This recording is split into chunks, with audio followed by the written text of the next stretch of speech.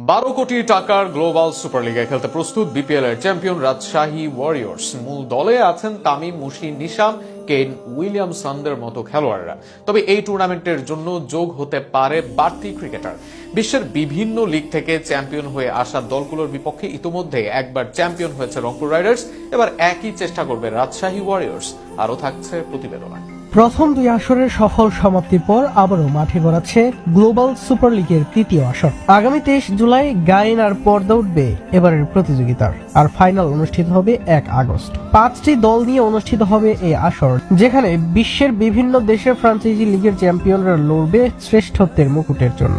এবারের মোট prize money নির্ধারণ করা হচ্ছে $10 লাখ, যা বাংলাদেশি মুদ্রার প্রায় 12 কোটিরও বেশি টাকা। ফলে প্রতিযোগিতাটি মর্যাদার পাশাপাশি আর্থিক দিক থেকেও অত্যন্ত আকর্ষণীয়।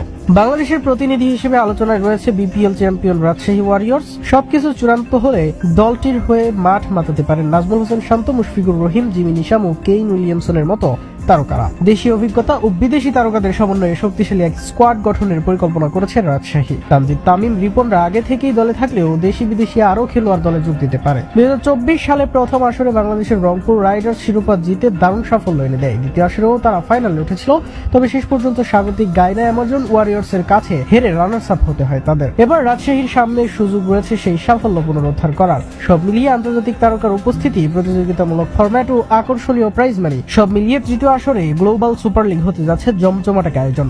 বাংলাদেশের ক্রিকেট প্রেমীদের চোখ থাকবে রাজশাহী ওয়ারিয়র্সের দিকেই।